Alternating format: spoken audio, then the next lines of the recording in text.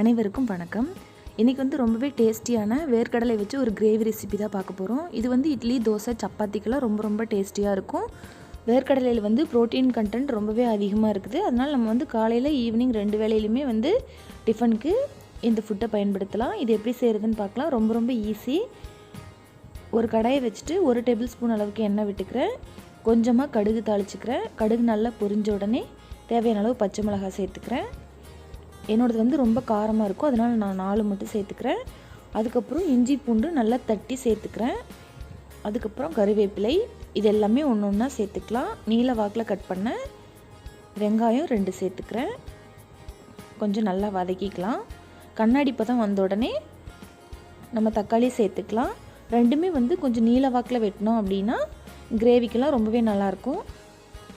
பாருங்கள், இந்தளவுக்கு பதம் மாறினோடனே நம்ம தக்காளி சேர்த்துக்கலாம். இதெல்லாம் நல்லா வதங்கிறதுக்காக தேவையான அளவுக்கு உப்பு சேர்த்துக்கிறேன். இதெல்லாத்தையும் நல்லா சேர்த்துட்டு வதக்கிக்கலாங்க. கொஞ்ச நேரம் நல்லா வதங்கட்டும். பாருங்கள், இந்தளவுக்கு நமக்கு வதங்கியிருக்கு. இது வதங்கிட்டு இருக்கிற டைமில் நம்ம வந்து மசாலா அரைச்சிட்டு வந்துடலாம். மசாலாக்கு தேவையானதெல்லாம் வந்து தேங்காய், முந்திரி, பட்டை, கிராம்பு, ஏலக்காய், கொஞ்சமாக பொட்டுக்கடலை, சோம்பு, இவ்வளோதாங்க. பொட்டுக்கடலை ரொம்பவே கம்மியான குவான்டிட்டி சேர்த்தணும். 1 ஸ்பூன் சேர்த்துனீங்க சரியாக இருக்கும். இது எல்லாத்தையும் அரைச்சிட்டு வந்துடலாம். இப்போ வந்து ஏற்கனவே வேக வச்சுருக்கிற வேர்க்கடலையை நான் உள்ளே சேர்த்துக்கிறேன். உப்பு போட்டு 2 விசில் விட்டு வேக வச்சு எடுத்துருக்கிறேன். இது வந்து அங்கங்கே கரிஞ்சிருக்கிறது வந்து நான் ரெகுலராகவே வேர்க்கடலையை அப்படியே வைக்க மாட்டேன். கொஞ்சம் லேசாக வறுத்து வைப்பேன். அந்த சமயத்தில் கொஞ்சம் தீய விட்டுட்டேன். அடுத்தது இதுக்கு தேவையான அளவுக்கு மஞ்சள்தூள் சேர்த்துக்கிறேன். இது எல்லாத்தையும் சேர்த்து நல்லா வதக்கிக்கலாம்.